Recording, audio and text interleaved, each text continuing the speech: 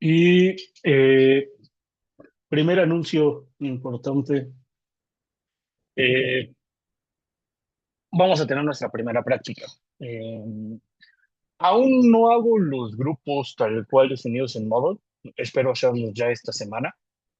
La fecha de entrega sería para el 28 de este mes, es decir, el próximo viernes, según yo. No, próximo sábado, todavía no es. Este sábado de noche. Lo ideal es que entren a el link, el GitHub es el que está publicado dentro de la presentación del curso y aquí van a poder ver dos folders. Uno que es el que ustedes tienen que desarrollar y otro es que es la solución que yo les brindo. Lo ideal es que también en clase veamos esta parte de la solución, pero también me gustaría que fueran revisando lo que es lo que les toca hacer a ustedes, sobre todo aquí en el ritmo. Entonces, ¿de qué va la práctica uno? Bueno, ustedes deben de definir el producto y la base de datos con la cual van a estar trabajando. Dado que los seguros, los datos en seguros son muy limitados, nada más los encontramos a un nivel agregado, es muy poco probable que trabajemos con datos reales per se. ¿Por qué? Porque las compañías no liberan un conjunto de datos muy granular. En general, las compañías tienen la obligación de liberar datos agregados, como cuánto emití de prima, cuántos siniestros tuve en total, pero no a un nivel granular, el cual nos interesa a nosotros para poder derivar segmentos, derivar agrupamientos y poder ofrecer un pricing diferenciado. Ahora, como nosotros no podemos tener ese nivel granular, pero sí lo necesitamos porque vamos a desarrollar modelos que nos van a servir para validar ese nivel granular, lo primero que tienen que hacer es definir su producto. ¿A qué me refiero con su producto? Van a definir coberturas, exclusiones y segmentos. Esa es que yo voy a vender seguros de autos. Para seguros de autos yo voy a vender tres coberturas, que es robo, daños materiales y responsabilidad civil. ¿Cuáles son las exclusiones? Bueno, una de las primeras exclusiones que tengo que considerar es que el conductor no puede estar alcoholizado, si no, no me voy a hacer cargo del siniestro. Otra de las coberturas que tengo que definir, bueno, que el conductor solo puede, el seguro solo lo cubre en territorio nacional. Si es que el conductor viaja constantemente a Estados Unidos y le pasa algo allá, yo no me voy a hacer responsable por lo que pase fuera de territorio nacional. ¿Cuáles son los segmentos dentro de mi producto? Bueno, dentro de mi producto yo quiero definir tres grandes segmentos. El segmento sur, el segmento centro y el segmento norte. Los estoy dividiendo así porque a mí me interesa entrar de diferente manera a este negocio. Entonces sé que es distinto el comportamiento de los estados del norte que de los estados del sur y que del centro del país. Entonces voy a tener diferentes técnicas para evaluar a cada una de estas regiones. Eso es lo primero que yo tengo que hacer. Una vez que yo ya definí eso, voy a entrar al portal de la comisión y voy a evaluar los CESAs, que son estos sistemas estadísticos, que al final es la información que realmente me está brindando el sector asegurador. Con base en ello, voy a seleccionar cuál es mi ramo de interés. Oye, ¿sabes qué? Pues si yo decidí hacer seguros de autos, seguramente el ramo de mi interés es daños. Oye, pero si yo decidí hacer un PPR, pues mi ramo de interés debe ser seguros de vida. Oye, si yo decidí hacer un seguro de salud, pues mi ramo de interés debe ser gastos médicos. Ahí tengo que validar cuál es el ramo al que pertenece mi producto. Lo voy a validar dentro de los artículos 25 y 26. Digo, a veces suena lógico, pero más vale validar que sí esté acorde a la ley. Una vez que yo ya validé eso, voy a descargar los datos agregados, lo que realmente dice el mercado. Y ya ahorita yo no soy un experto, ya ahorita no sé realmente cuáles son los datos del mercado sobre el producto que yo quiero ofrecer. No tengo una sensibilidad. Nadie nace con esa sensibilidad.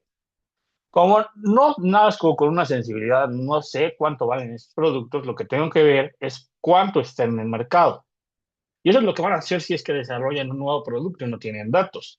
Tienen que ir a ver datos de mercado y reflejar a cuánto tienen que llevar.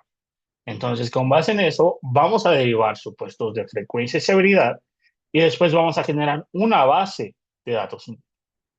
Entonces, esta práctica está muy bien desarrollada. Al final, me gustaría que el día de mañana la revisaran con Diego, pero igual tuvieran dudas, y si no, también revisarla conmigo el viernes para ver qué dudas pueden surgir.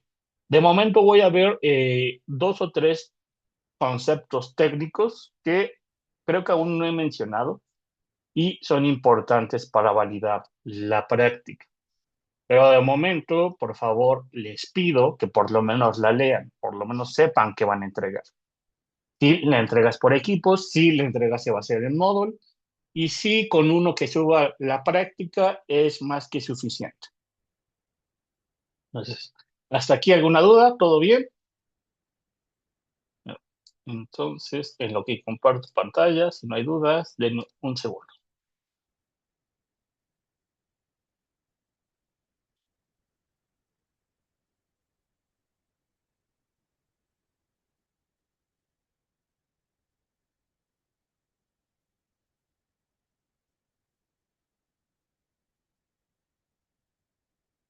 Muy bien. ¿En qué nos quedamos o qué es lo que nosotros tenemos que hacer?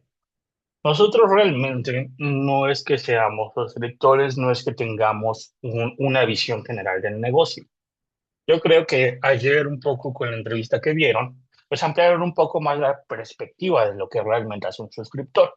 A veces como actuarios, a veces como de este lado técnico, pues tenemos un poco más la visión centrada en datos, un poco más la visión centrada en cómo cuantificamos las cosas. No tenemos tanto la sensibilidad que tiene un suscriptor de cara al cliente. Entonces, por eso esto es un trabajo en equipo. Nosotros damos una retroalimentación cuantitativa al negocio. A veces esa retroalimentación cuantitativa está un poco limitada. ¿Por qué? Porque no sabemos tendencias del mercado, porque no tenemos en cuenta la nueva ambición de riesgo de la compañía. Entonces, es importante que nosotros desde nuestro lado entendamos qué vamos a definir. Entonces, el día de hoy es el diseño técnico del producto y la prima pura.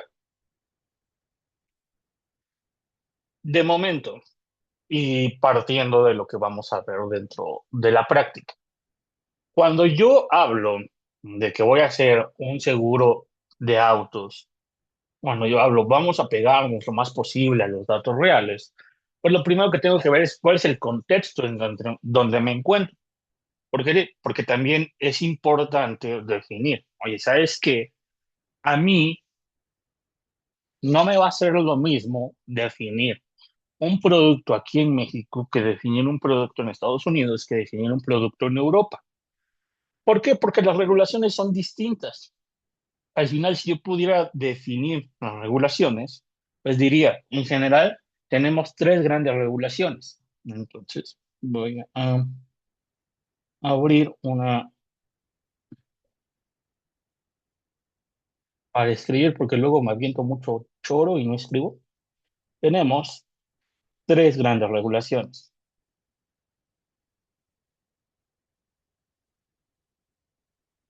Aquí puedo decir, la estadounidense, no, la de Estados Unidos, la europea y la mexicana. Y aquí slash voy a poner latinoamericano. Entonces, no voy a estar diciendo que soy un experto en esto, pero podemos resumir. La regulación estadounidense es la más versátil.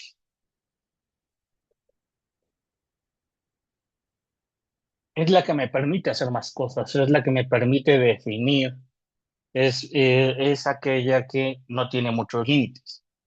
La europea es más rígida.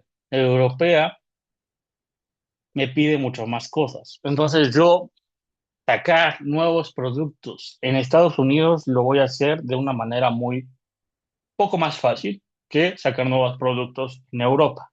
En Europa, en general, las regulaciones empiezan a ser desde que empiezan a surgir nuevas tecnologías. Por ejemplo, si ahora pensamos en lo de inteligencia artificial, la regulación europea ya está limitando mucho el uso de inteligencia artificial. Estados Unidos está dejando que la inteligencia artificial se use como se pueda. ¿Por qué? Porque aún no sabe cuáles son las repercusiones. Y lo que es México y Latinoamérica, lo que se hace es un híbrido. Entonces, en general, partimos de que hay cosas que debemos de considerar que ya están bien consideradas dentro del marco europeo, pero también decimos, ¿sabes qué? Hay ciertas cosas que llegan a ser un poco restrictivas y entonces no las podemos utilizar. ¿A qué va con esto? A que si ustedes llegan a trabajar dentro de una aseguradora aquí en México o a nivel mundo, siempre sepan bajo qué contexto estén hablando. En general, pues aquí voy a hablar del contexto mexicano, pero eso no quiere decir que no tengamos otras opciones. Sobre todo ahora, y yo lo veo mucho porque se empieza a aperturar mucho el mercado a contratar cada vez actuarios de México en remoto. Entonces, por ejemplo, Farmers contrata mucho aquí en México para aseguradoras de Estados Unidos. ¿M? Entonces, Farmers llega a ser un grupo que tienen a compañías como Zurich, como- ¿qué otra? Eh, otras particulares de Estados Unidos y subcontratan aquí en México.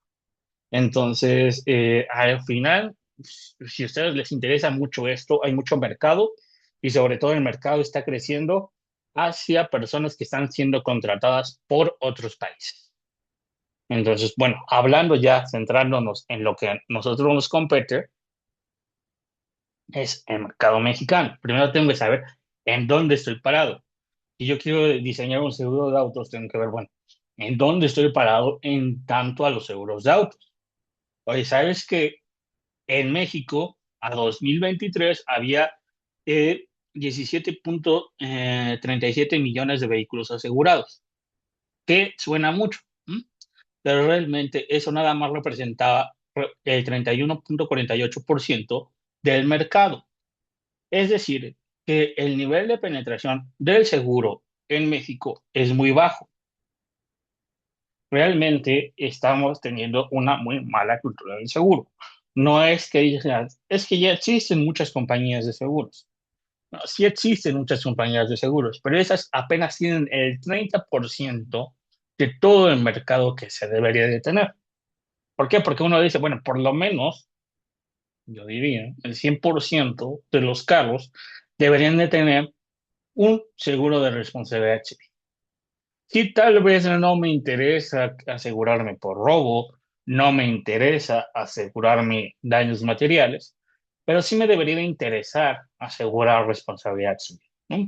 Tal vez mi carro es muy antiguo y por eso no me lo quiere asegurar. Y ya desde aquí empiezo a ver, bueno, cuáles son las oportunidades de mercado que yo podría tener. Oye, yo podría vender solamente seguros de responsabilidad civil obligatoria. ¿Qué podría vender? Dado esto, realmente nosotros tenemos 108 millones eh, 108 mil millones de prima directa. Aquí, estos datos, dicen, con 16 millones de carros ya tiene 108 mil millones de prima directa. Esa prima directa está un poco sesgada, ¿no? ¿Por qué? Porque al final hay cancelaciones, hay datos censurados, hay conteos que no terminan de quedar claros. Entonces, realmente no me puedo terminar de guiar por este número. Yo me tengo que guiar por números que me dan una heterogeneidad del riesgo, que es primero analizar a mi producto a nivel cobertura. Entonces, yo voy a analizar por lo menos dos coberturas, que es responsabilidad civil y robo total. Dentro de estas dos coberturas, lo que tengo que analizar es cómo se está comportando la frecuencia y severidad.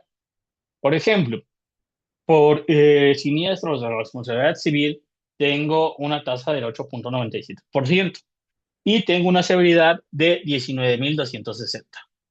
Para robo total tengo una frecuencia más baja, que es de 0,42, pero también tengo una severidad más alta, que es de 231. Y aquí vean, aquí ya empiezo a tener incluso un comportamiento heterogéneo dentro de las coberturas. Por eso es importante también dividir a mi producto en coberturas. Ya no es lo mismo decir, voy a cubrir una responsabilidad civil que sucede con un poco más de frecuencia, pero tiene una severidad promedio más baja que un robo total. ¿Por qué? Porque en un robo total digo, bueno, sí, seguramente voy a tener que pagar el valor comercial de un carro. Entonces, con esta severidad me estoy dando cuenta que el valor promedio de los carros asegurados está en 230,000. Entonces, también de aquí ya me estoy dando cuenta más o menos cómo son los comportamientos de los carros asegurados. Vale, entonces, esto nada más son datos agregados. Realmente esto nada más me da un estatus en dónde estoy parado y hacia dónde quiero ir con mi modelación. El reto que tenemos nosotros es encontrar también esas características que me puedan discernir, bueno, ¿sabes qué? ¿Qué autos tienen una menor frecuencia? ¿Qué autos tienen una mayor severidad? Right.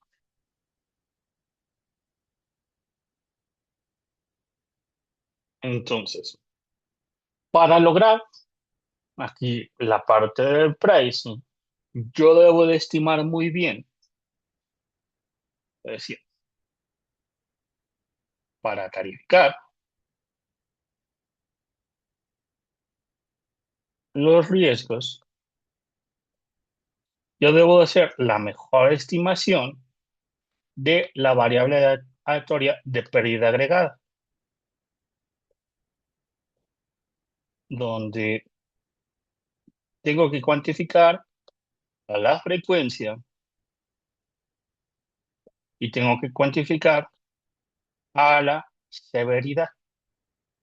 Entonces, el mejor estimador para mi prima tiene que ser la esperanza de esta variable aleatoria de pérdida agregada. Entonces, mi prima es la esperanza de la pérdida agregada, que a su vez la puedo interpretar como el producto de la frecuencia por la severidad. Entonces, en este punto no estoy diciendo nada nuevo. Yo quiero estimar el mejor pricing. Entonces, para estimar el mejor pricing tengo que ver frecuencias y severidades. Ahora, eso no es lo único que yo debo de estimar. Yo debo de también plantearme lo que es un equilibrio actuarial. ¿Qué es el equilibrio actuarial? Desde el lado técnico ya hemos insistido en esta parte, el valor esperado de los siniestros. Es decir, yo ya he insistido en cuantificar la esperanza de la variable aleatoria de pérdida agregada, frecuencia por severidad. Eso ya me quedó claro. Ya, muy bien.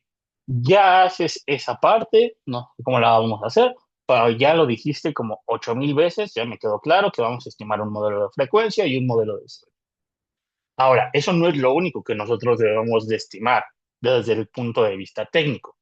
También desde el punto de vista técnico, otros egresos que tengo son los gastos. Oye, hay gastos operativos, hay gastos de adquisición.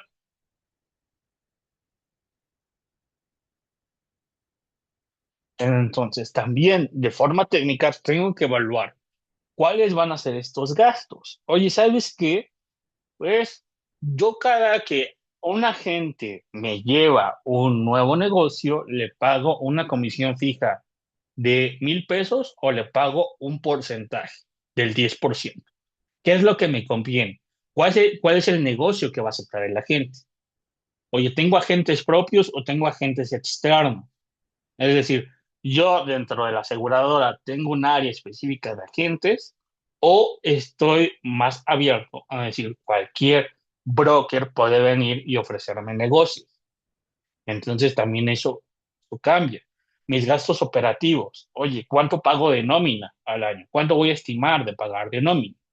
¿Por qué? Porque también cada que hago yo un plan de negocios, es decir, mis proyecciones al siguiente año, pues también debo de tener en cuenta que las personas requieren de un incremento salarial. También tengo que tener en cuenta que si yo estoy creciendo a mi compañía, también debo de tener un incremento de personal. O sea, no, si empiezo vendiendo 1,000 pólizas con 10 personas contratadas, después ya tengo 1,000,000 de pólizas, no puedo seguir con las mismas 10 personas contratadas. Entonces también debo de ver, bueno, cómo va a ser ese crecimiento a nivel nómina. Ahora, aparte de considerar esos otros egresos, también debo de considerar el punto de vista de la solvencia. Oye, al final, también, ¿qué requiero? También requiero un margen de ganancia, un margen de utilidad y cubrir costos, te reaseguro. A ver, yo quise vender seguros de autos, yo no tuve límites en las sumas aseguradas que iba a cubrir, pero resulta que yo nada más podría cubrir el primer 1,000,000 de pesos. Después del 1,000,000 de pesos ya eran riesgos muy altos para mí. Entonces, para garantizar mi solvencia, yo debí de haber considerado un esquema de reaseguro. Entonces, todo eso también debe de estar considerado desde el punto de vista técnico. No solamente mi gran modelo de frecuencia por severidad, hay más cosas que tener en cuenta. Entonces, desde el punto de vista técnico, ¿cómo podemos resumir esto? Desde el punto de vista técnico, debemos de cubrir o debemos de determinar un valor, en este caso debemos de determinar la prima, que va a permitir cubrir los costos futuros y generar utilidad. Entonces, no solamente es cubrir el valor esperado de los siniestros, es también decir cómo van a comportarse mis gastos futuros y cómo voy a generar una utilidad. Ahora, aquí, desde el punto de vista técnico, pues yo puedo empezar a decir cada vez agrego A, agrego B, agrego C, agrego D. ¿A qué me voy con eso? Podemos estar incrementando el precio cada vez más, dependiendo de cada uno de los conceptos que veamos. Oye, ¿sabes qué? Yo quiero garantizar por lo menos 1,000 pesos de ganancia por cada póliza. Bueno, pues entonces voy a incrementar 1,000 pesos la prima. Y eso es lo que podamos nosotros pensar desde un punto de vista técnico. Ahora, ese punto de vista técnico debe de estar ligado al punto de vista comercial. ¿Por qué? Porque desde el punto de vista comercial, ¿qué necesitamos? Desde el punto de vista comercial, yo necesito ser competitivo, es decir, ofrecer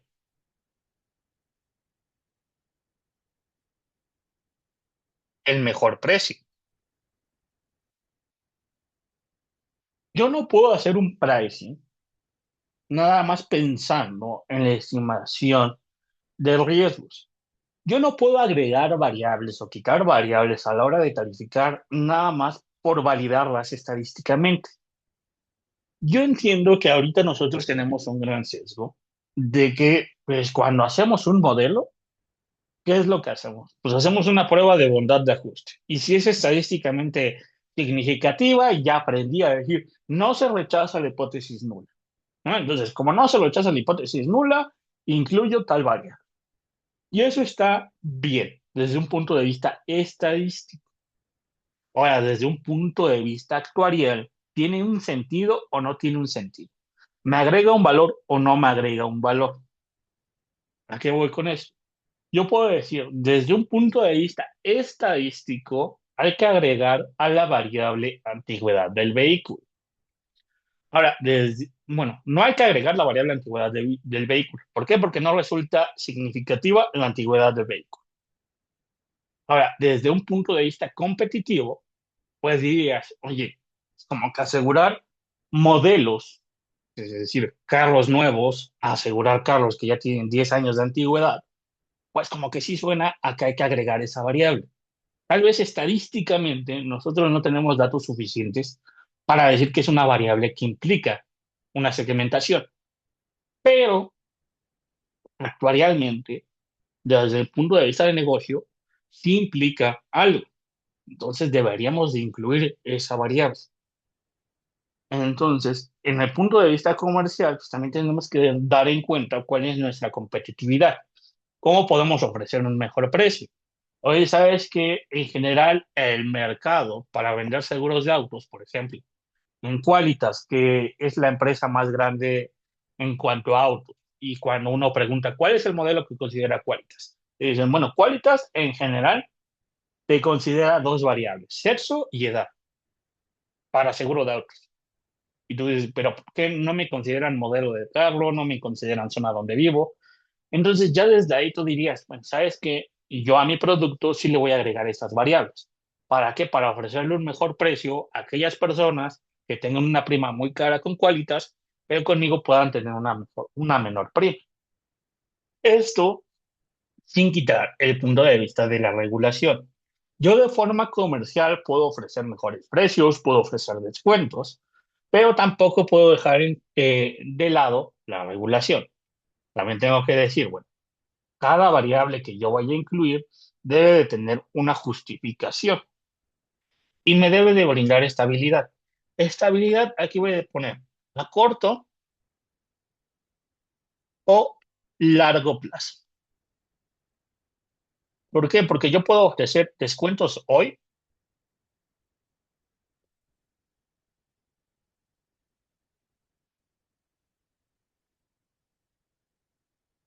que mañana representen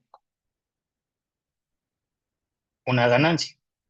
Es decir, ¿sabes que la mayoría de aseguradoras no quiere venderles seguros a personas jóvenes? ¿Por qué? Porque se siniestran mucho, porque los siniestros que tienen son muy altos, entonces eso representan pérdidas técnicas.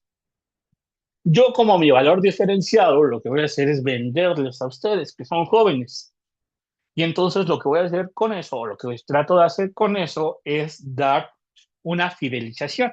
¿Para qué? Para que cuando ustedes ya tengan 25, 27 años, estén más cercanos a los 30 años, pues sigan conmigo como aseguradora y digan, ¿sabes qué?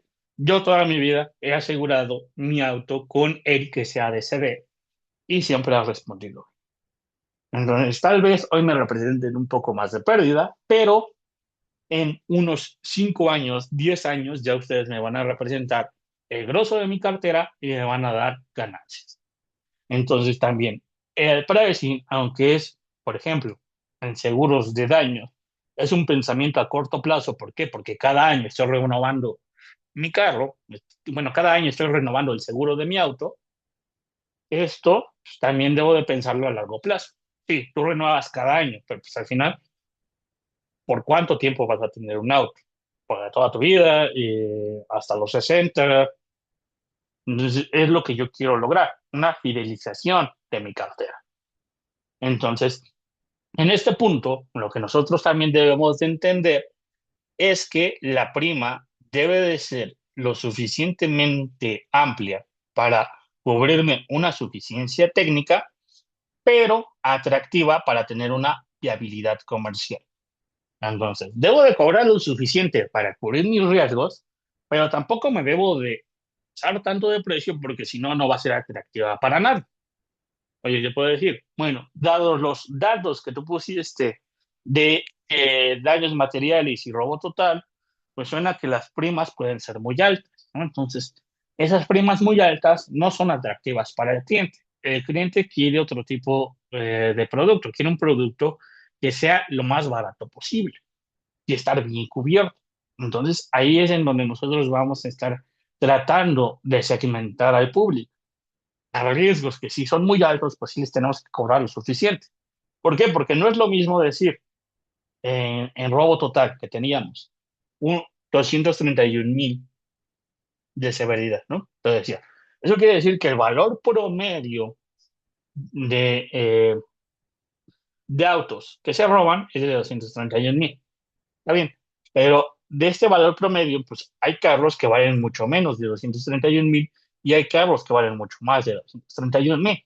Entonces, a los que valen mucho más, pues debería de cobrarles más, y a los que valen menos, debería de cobrarles menos. Entonces, ya desde aquí yo estoy viendo que tengo que empezar a segmentar. ¿Por qué? Porque no es lo mismo decir, me van a robar un Ferrari a que me van a robar un Sur. Entonces, aquí también es, aquí le voy a cobrar más el Ferrari. ¿Por qué? Porque su riesgo es más alto. Hasta aquí, ¿alguna duda? ¿Todo va quedando claro? Sí, todo bien. Vale. Entonces, decíamos, nuestro pricing técnico. Oye, sabes que dentro de mi pricing técnico, debo de considerar primero el valor esperado de los siniestros.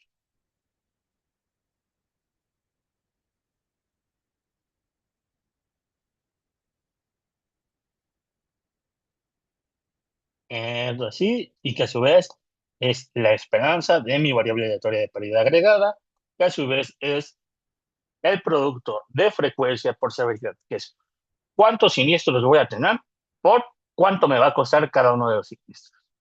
Entonces, hablando de los datos de CESA, de los datos de mercado, yo podría decir, bueno, en torno a la cobertura de robot, no, de responsabilidad civil, tenía una frecuencia de 0.08 por una severidad de 19.260. Eso quiere decir que la prima promedio para la cobertura de responsabilidad civil en México a 2023 es de 1.728. Ahora, obviamente, no a todos les voy a cobrar 1.728. Hay quienes me representan un riesgo más alto y hay quienes me representan un riesgo más bajo. Entonces, también algo que debo de tener en cuenta este punto. No es que yo nada más vaya a cobrar 1.728 pesos. Yo de esto tengo que hacer un pricing por cada una de las coberturas que yo voy a ofrecer. En este caso, si yo también tengo a la cobertura de robo total, también debo hacer este mismo ejercicio. Multiplicar su frecuencia por su severidad para obtener su prima. Y entonces, para múltiples coberturas, la prima total es la suma de las primas parciales. A este punto sí voy a hacer aditivo sobre la parte de las primas parciales. ¿Qué cosas no voy a hacer aditivas? Por ejemplo, los gastos de adquisición. Oye, yo sé que agente Adrián, agente Diego, me trajeron el negocio de Coca-Cola. Entonces, yo a Coca-Cola le voy a vender seguros de autos con dos coberturas. Cobertura de responsabilidad civil y cobertura de robo total. Entonces, sí, voy a cobrar 1.728 aquí y en robo total voy a cobrar 3.000 pesos, por poner una. Eso sí lo voy a sumar. 3.000 más los 1.728, aproximadamente los 5.000 pesos, ¿no? Para redondear. Yo, de gastos de adquisición, les voy a pagar a ellos un monto fijo. No es que por cada cobertura les vaya a pagar un porcentaje. Yo a ellos les voy a pagar un monto fijo que va a ser, ¿sabes qué? De 200 pesos por traerme el negocio. O les voy a pagar el 5%. Ah, muy bien, pues entonces era 5.000 en 500, 250 pesos. Entonces, las primas de riesgo sí las voy a sumar, pero va a haber otros componentes que no voy a sumar. ¿Cuáles son esos otros componentes que no voy a sumar? Bueno, cuando nosotros hablamos de la prima técnica, de lo que realmente le vamos a cobrar a, al cliente, siempre pensamos en algo de este estilo. Es decir, yo pienso que mi prima de tarifa, aquella que me enseñaron desde matemáticas actuariales, corresponde a la prima pura de riesgo, aquella que yo estimé vía mis modelos de frecuencia y severidad, y a la cual le tengo que agregar los distintos gastos. ¿Sabes qué? Le tengo que agregar gastos de administración, que en general rondan entre el 8 y el 15%, gastos de adquisición que rondan entre el 10 y el 20% y un margen de utilidad. Sabes que también debe de rondar entre un 7 y 15%. ¿Por qué entre un 7 y un 15%? Bueno, esto también depende del mercado donde yo me encuentro. ¿A qué voy? Depende del mercado donde yo me encuentro. Bueno, en México, si yo tengo dinero y quiero empezar a invertir, y me quiero ver como un gurú de estos que salen en Facebook y que dicen, ¿qué es crecer tu dinero y ganar millones e ingresos pasivos? ¿Qué haces? Pues inviertes primero en instrumentos libres de riesgo. ¿Cuáles son los instrumentos libres de riesgo? El más conocido, los CETES. Los CETES me están ofreciendo una tasa del 7,78 mensual, anualizada ya. Vamos a poner un promedio del 8% anual, libre de riesgo, ¿no? Entonces, si yo quiero invertir en un negocio que sí tiene riesgo, como es una aseguradora, yo quisiera que por lo menos me brindaran el mismo retorno que me va a brindar el invertirlo en CETES. Porque si yo invierto en CETES, ya tengo una ganancia asegurada del 7%, del 8% sin hacer nada. Entonces, si invierto en un negocio, pues quisiera tener por lo menos ese 8% y hasta más, ¿no? Entonces, aquí ya va a depender también de la ambición de negocio. Ya con todo esto, pues obviamente ya voy a tener a mi prima de tarifa construida. Y eso es lo que nosotros hasta este punto entendemos como prima de tarifa. Es el riesgo más los gastos más la utilidad me da cuánto debo de cobrar. Entonces, yo desde aquí ya estoy entendiendo que pues, no solamente es la estimación del riesgo, también es la estimación de los otros componentes. O sea, también de lo que yo cobro, mucho viene también por los gastos, no tanto por el riesgo puro.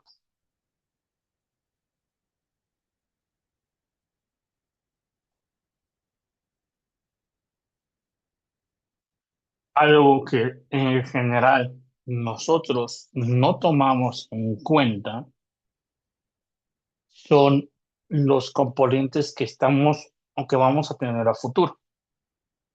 ¿Por qué voy con los componentes que vamos a tener a futuro? A ver, si yo el día de hoy construyo un pricing que me digan, o por ejemplo, validando lo de responsabilidad civil. ¿M? Responsabilidad civil, decíamos, ¿sabes qué? La prima de riesgo son 1,728 pesos, pero eso es con datos a 2023, ¿sí? Pero ahora yo ya estoy en 2026. Entonces, decir que voy a cobrar 1,728 pesos, pues no cobra mucho sentido. ¿Por qué? Porque no es lo mismo 1,728 pesos de 2023 que 1,728 pesos de 2026. La inflación cambia. La inflación ha tenido un incremento. Entonces, como la inflación tiene un incremento, como realmente yo estoy tratando de predecir datos hacia futuro, pues también debo de ver cuáles son esos componentes que me afectan a futuro. ¿En qué momento del tiempo yo estoy evaluando? Oye, si yo estoy con datos y ¿sabes qué? Para construir mi pricing yo voy a tomar los últimos 5 años que son totalmente observables, que son de 2020 a 2025. Pero ahorita yo ya estoy parado en 2026. Entonces, ¿sabes qué? Yo voy a tomar todos estos datos para construir mi precio. Y con estos datos yo voy a empezar a cobrar aquí en 2026. Entonces, lo primero que debo de ver es, realmente hay un comportamiento distinto de inflación aquí del que va a haber aquí. Hay tendencias que se reflejaron aquí que tal vez no se reflejen aquí. Por ejemplo, ¿no? De 2020 a 2021, todos sabemos que hubo un comportamiento muy distinto porque existe algo que se llamó COVID. Entonces, hay datos que no están reflejando un comportamiento mal. Oye, ¿qué pasa si aquí otra vez tengo otra pandemia? Oye, ahora no es COVID, ahora es sarampión. ¿Qué pasa? ¿Voy a replicar los comportamientos en verde o voy a complicar los comportamientos en rojo? Entonces, a veces también tengo que hacer ajustes temporales. En general, cuando nosotros hablamos de inflación, en general pensamos en esta inflación que es la inflación normal, el INPC. ¿Sabes qué? Pues nosotros pensamos en una inflación, en un alza de los precios. ¿Sabes qué? La economía va bien, la economía va mal, estamos teniendo una recesión económica. son datos macroeconómicos que nosotros tenemos un poco más de sentido diario. ¿No? ¿Sabes qué? Pues subió el precio de la canasta básica. Esas cosas las tenemos muy en cuenta. Ahora, cuando hablamos de seguros, también hablamos de inflación, pero también debemos de tener en cuenta que son inflaciones que son sectoriales. ¿A qué vamos con que son inflaciones sectoriales? Que no tienen el mismo comportamiento que la inflación normal. Por ejemplo, las refacciones, gastos médicos pueden tener un crecimiento más rápido que una inflación general. Si el día de hoy la inflación general está alrededor del 5%, pues la inflación médica está alrededor del 17%. Las refacciones están incrementando alrededor de un 20%. Entonces, cuando nosotros digamos tenemos que actualizar por supuestos o tendencias históricas, como pueden ser inflación, no se quede nada más con la inflación normal, la inflación del 5%. Esto va a depender del tipo de seguro que tú vayas a tener. Si tú vas a vender seguros de gastos médicos, pues la inflación en medicamentos, la inflación médica, como se conoce, es mucho mayor que la inflación normal. Y ahora aquí también tengan cuidado, porque una cosa es inflación médica del sector público y otra cosa es inflación médica del sector privado, que a su vez esta inflación médica del sector privado es mayor que la inflación médica del sector público. Entonces, hay muchas cosas que considerar. Entonces, no todo es frecuencia por severidad. Ahora, otra cosa que también debemos de considerar, tendencias en la frecuencia o severidad. ¿A qué vamos con tendencias en frecuencia? Y aquí me faltó severidad. En que hay cambios en el comportamiento que nosotros no vamos a ver reflejadas directamente en los datos. Hoy sabes que un cambio en la tendencia de severidad se puede ver reflejado por el incremento de impuestos, el incremento de aranceles.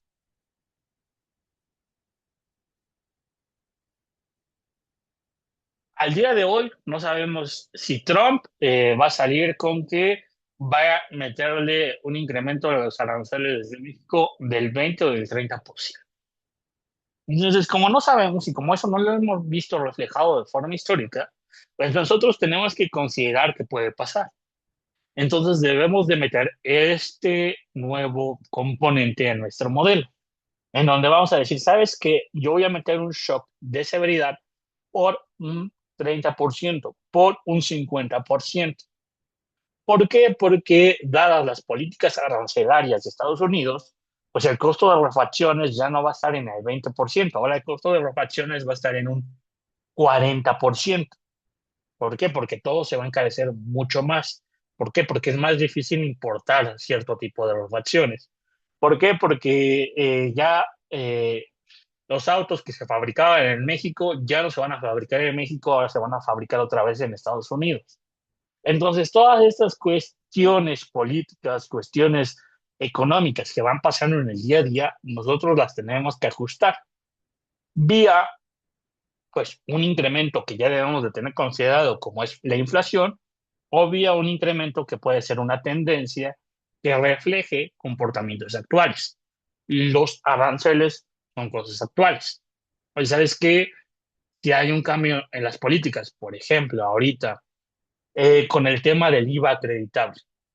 Oye, la mayoría de compañías de seguros no estaban acreditando bien la parte del IVA. ¿Qué pasó con esto? Pues que la mayoría de compañías de seguros tuvieron que pagar una multa, tuvieron que pagar ese impuesto de IVA que no estaban pagando. Entonces, al darse cuenta que las compañías no estaban pagando esta parte del IVA, pues ¿qué hacen las compañías? ¿Sabes qué? Pues vamos a agregarlas al precio del cliente. Entonces, ya el precio del cliente ya crece un 15-16% por temas de impuestos. Entonces, son cosas que uno tiene que empezar a ver. ¿Sabes qué? Tengo que empezar a actualizarme en torno a noticias y tengo que empezar a ver qué le va a afectar o qué no le va a afectar a mi seguro. ¿Vale? ¿Hasta aquí alguna duda? ¿Todo bien? Mm, Ahora, una vez que yo ya tengo, como voy a decir, construido mi pricing técnico, donde yo ya agarré, construir frecuencia por seguridad, incluí gastos, incluí tendencias temporales, lo que debo de ver es, yo, el pricing técnico, lo considero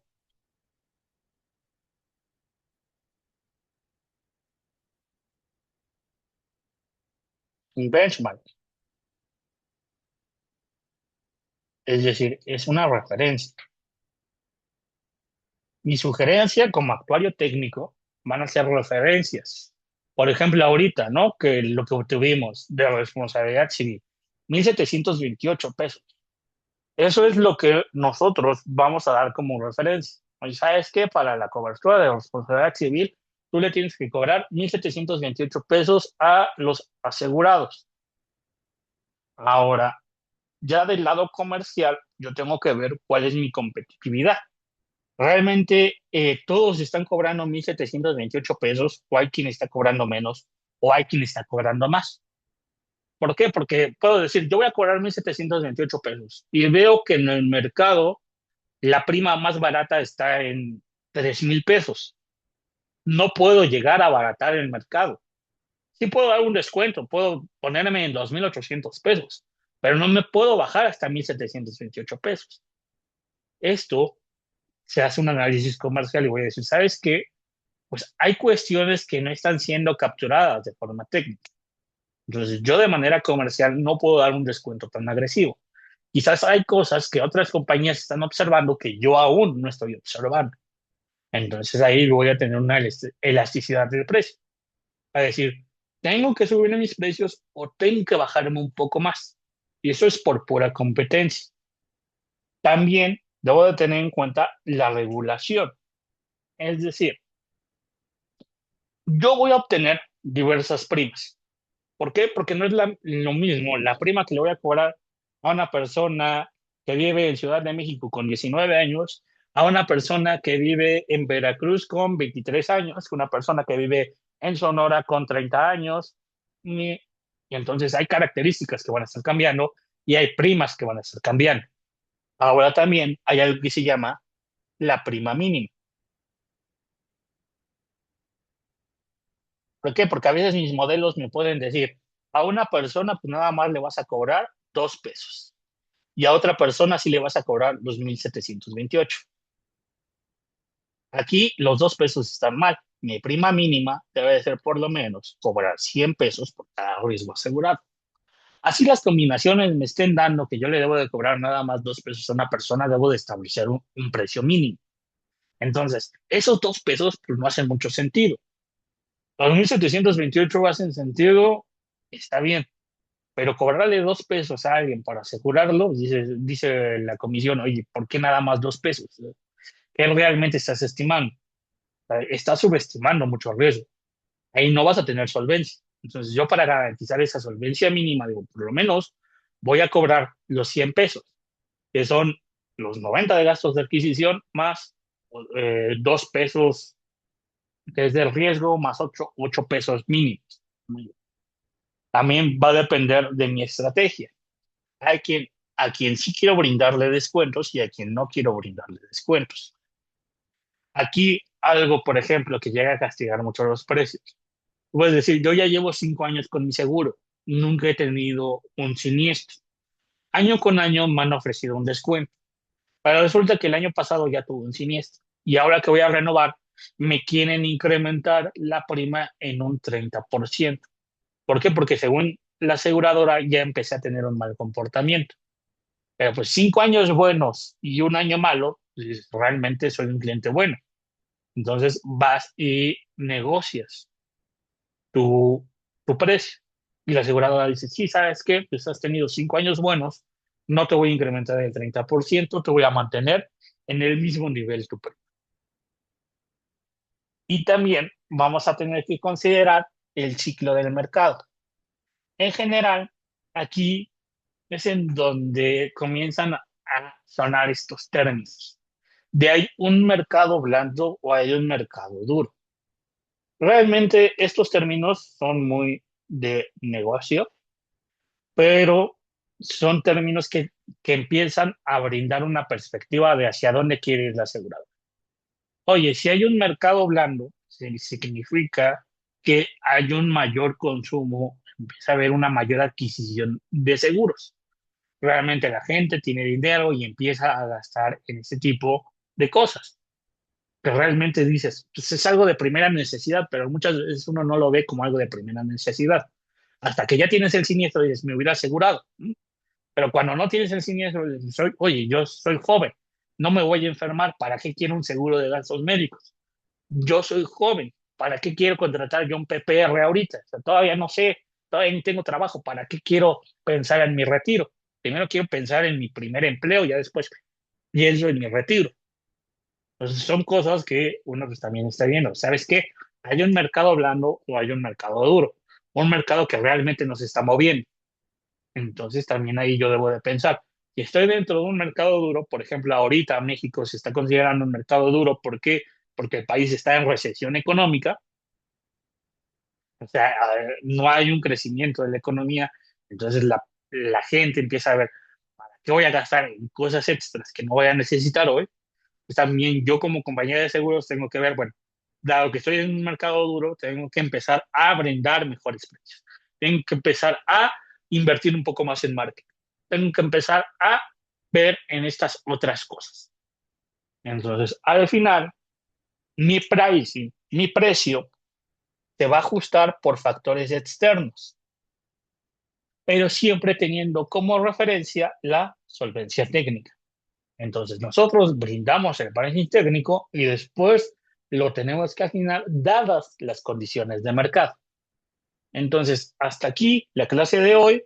El día de mañana mandaré a Diego para que revise las otras slides, pero igual si ustedes me dicen que la revisen el viernes, con gusto. Si no, tengan un excelente día y yo los veo el viernes.